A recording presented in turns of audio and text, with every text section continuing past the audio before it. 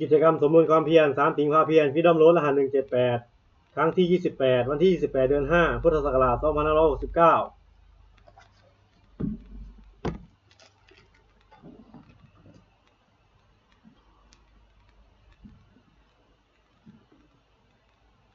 บัดนี้เป็นครั้งที่28ตรงวันที่28เดือน5พุทธศักราช2569ข้าพเจ้านายชิดชัยคำปันขอเปล่งวาจาสาธยายพุทธมนต์และสาธยายธรรมถวายเป็นพุทธบูชาธรรมบูชาสังฆบูชาและเป็นอาจาริยบูชาแด่องค์หลวงปู่ทวดและหลวงปู่ศิลาขอเทพเทวดาเจ้าทั้งหลายโปรดจงมาอนุโมทนาในการสวดสาธยายของข้าพเจ้านี้ขออนุภาพคุณพระรัตนตรัยครูบาอาจารย์และเทพเทวดาทั้งหลายโปรดจงบันดาลให้จิตของข้าพเจ้าเป็นสมาธิอันควรแก่การสวดสาธยายมนต์ต่อไปอะระหังสัมมาสัมพุทโธภควาพุทธังภควันตังอภิวาเทมิสวากขาโตภควตาธัมโมธัมมังนัมมัสสามิสุปฏิปันโนภควโตสาวกสังโฆสังฆังนามามิบทสวดชุมนุมเทวดาสามันตาจักวาลิสุอัตตาราคาจันตุเทวตาสัทธัมมังมุนิราชสาสุนันตุสัคโมคาทังสักเคกาเมจารูเปคิริสิคารตเตจันตาลิเควิมานีทีเปรเทจะคาเมตารุวนาคาเนเคหวทุมนิเคเตภูมิมาจยันตุเทวาชาลทลวิสเมยคาคันทัพพนาคาติทันตาสันติเกยังมุนิวรวัจนังสาทโวเมสุนันตุธรรมสวนกโลยัมปทันตาธรรมสวนกโลยัมปทันตาธรรมสวนกโลยัมปทันตาบทสวดนามการสิทธิคาถานะโมตัสสะภะคะวะโตอะระหะโตสัมมาสัมพุทธัสสะนะโมตัสสะภะคะวะโตอะระหะโตสัมมาสัมพุทธัสสะนะโมตัสสะภะคะวะโตอะระหะโตสัมมาสัมพุทธัสสะบทสวดสัจจกิริยาคาถานติเมสารนังอัญญังพุทโธเมสารนังวรังเอเตนะสาจวาเชนะโสติเมโหตุสัพพทานติเมสารนังอัญญังธัมโมเมสารนังวรังเอเตนะสาจวาเชนะโสติเมโหตุสัพพทานติเมสารนังอัญญังสังโฆเมสารนังวรังเอเตนะสาจวาเชนะโสติเมโหตุสัพพทาบทสวดมหาสมัยสูตรเอวัมเมสุตังเอกังสมยังภควาสาเกสุเมรติกบิลวัตุสมิงมหาวณีมหาตาภิกขุสังเขนะสัทิงปัจจมติหิภิกขุสติหิสัพเพวะอรหันติหิทัสหิจารุกธาตุหิเทวตาเยปุยนะสันนิปติตาโหติภควันตังทัสนายาภิกขุสังคัญจาอรโคจตุนังสุทาวาสกายิกานังเทวานังเอตโหสียังโคภควาสาเกสุเมรติกบิลวัตุสมิงมหาวณีมหาตาภิกขุสังเขนะสัทิงปัจจมติหิภิกขุสติหิสัพเพวะอรหันติหิทัสหิจารุกธาตุหิเทวตาเยปุยนะสันนิปติตาโหติภควันตังทัสนายาภิกขุสังคัญจายานุนามายัมปิเยนะภควาเตนุปัสสังกเมยามะอุปสังกมิตวาภควโตสันติเกปัจเจกคาถาภาเสยามาติอรโคตาเทวตาเสยทาปีนามะภรวาปุริโสสามิจิตังวาปะหังปัสสาเรยะปัสสาริตังวาปะหังสมิจยะเอวะเมวะสุทาวาเสสุเทเวสุอันตรหิตาภควโตปุระโตปาตุระหังสุอรโคตาเทวตาภควันตังอภิวาเทตวาเอกามันตังอรังสุเอกามันตังหิตาโคเอกาเทวตาภควโตสันติกีอิมังอรังอภาสิมหาสมโยภวนัสมิงเทวกายาสมาคตาคตามหอิมังธรรมะสมยังทักิตาเยวะอปราชิตสังคันติอรโคอปราเทวตาภควโตสันติกีอิมังอรังอภาสิตตระภิกขโวสมาทหังสุจิตังอัตโนจุกามกังสุสาราธิวาเนตานิเกตวาอินทริยานิราคติปันทิตาติอาตโคอปราเทวตาภควโตสันติกีอิมังอรังอภาสิเชตวาคีรังเชตวาปาริคังอินทคีรังโอจามะเมชาเตจารันติสุทาวิมาราจขุมตาสุสันตาสุสุนะหาติอรโคอปราเทวตาภควโตสันติกีอิมังอรังอภาสิยิเกจิพุทธังสรนังคตาเสนะเตฆามิสันติอปายภูมิงปะหายามานุสังเทหังเทวกายังปาริปุเรสันติติอาทโคภควาภิกขุอมันเตสีเยปุเยนะภิกขเวทัสสุโลกธาตุสุเทวตาสันนิปติตา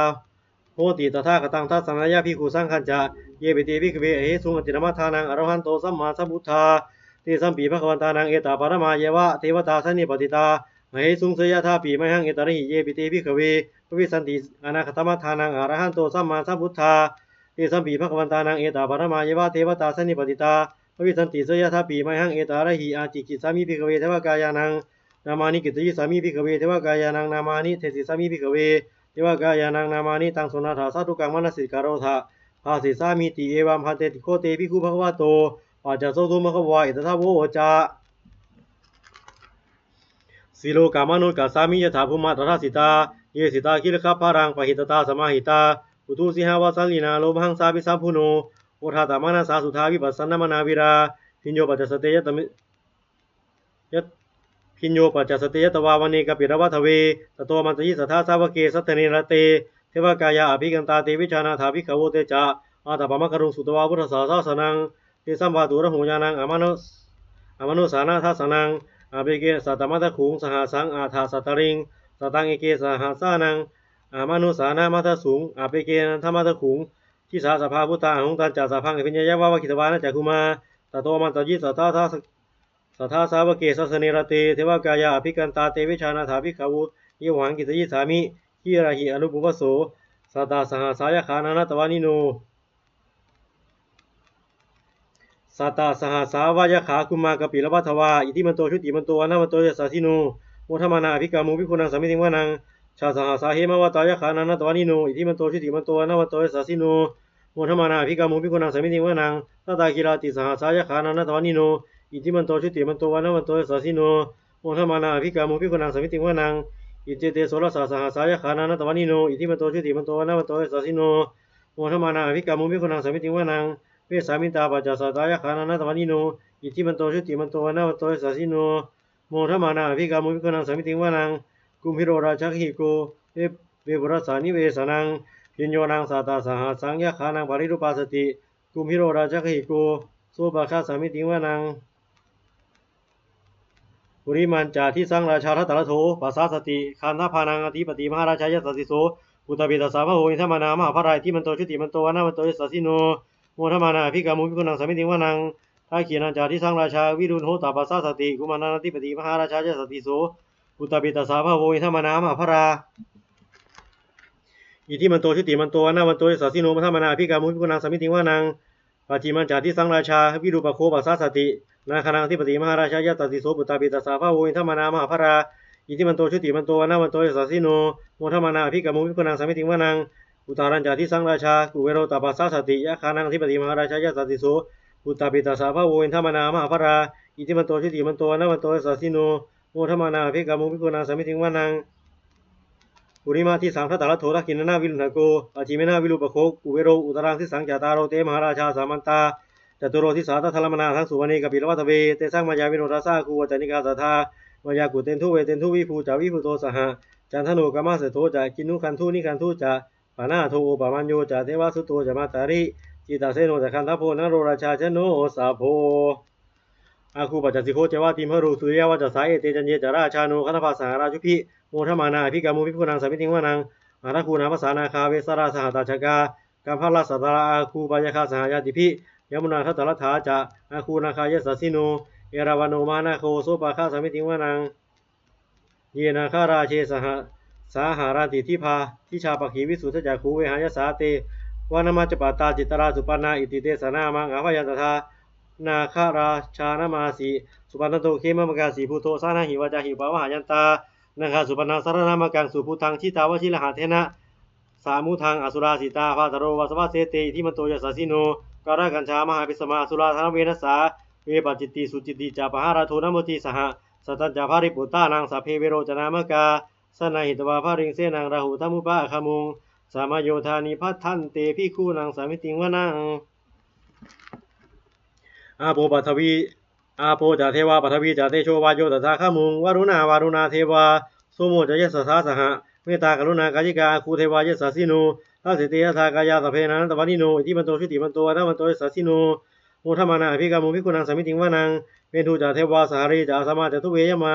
จันทสุปนิสาเทวาจันทมาคูปุรกิตาสุริยสุปนิสาเทวาสุริยมาคูปุรกิตานาขาตานิปุรกิตวาอาคูมันทวาลาหกาวาสุนังวาสโวเสโทสกุปะข้าปุรินทโท สาเสติหทากายาสัพเพนันตวันิโนอิทิมันโตชุติมันโตนามันโตสัสสิโน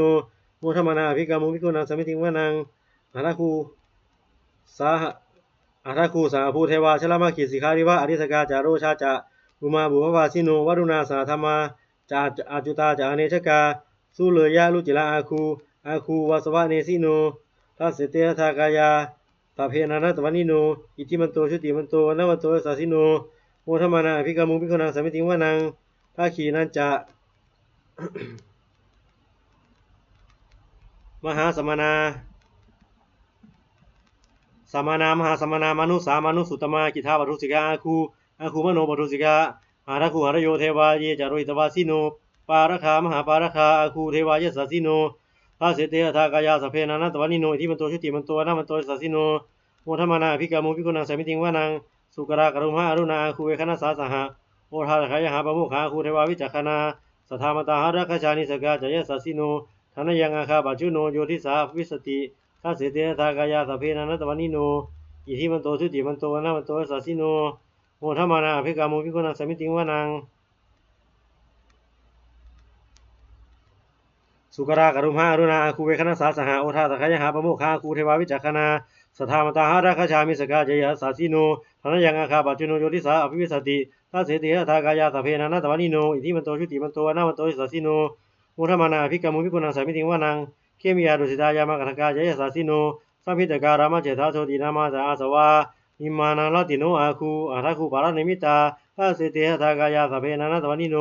อิทิมันโตชุติมันโตนามันโตสัสสิโนโมทมานาภิกามุภิกุณังสมิติวานัง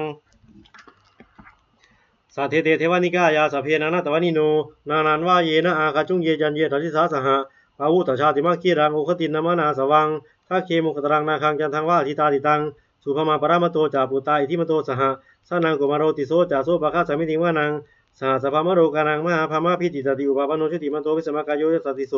ทัสเสถาอิสระอาคูปัจเจกวัสวัตติโนเตสัจจามัสโตอริโตปริวาริโตเตจาสเพอภิกันเตสินเทติเวสภามะเกมาราเสนาอภิกันตาเตวิชานาถะ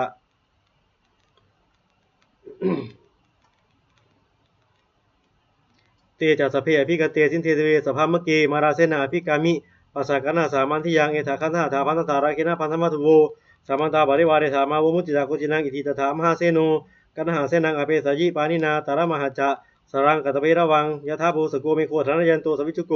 ตถาโสปัจจุทาวติสังกุโทอสยังวเสตัจจสพังอภิญญยวะวะกิตวานะจักคุมาตโตมันตยิสัทธาสาวะตโตอามันตยิสัทธาสาวะเกสสเนรติมาราเสนาอภิกันตาเตวิชานาถาภิกขาวเตจาอาตาปมะกรุงสุตวาพุทธศาสาสนังวิตราเกหิปากามุงในสังโลมัมปีอินชยุงสัพเพวิชิตสังฆามาพยาติตายสัสสิโนโมทันติสาภูเตหิสาวกาเตชะเนสุตตาติบทสวดบูชาหลวงปู่ทวดนะโมโพธิสัตว์โตอาคันติมายะอิติภควานะโมโพธิสัตว์โตอาคันติมายะอิติภควานะโมโพธิสัตว์โตอาคันติมายะอิติภควา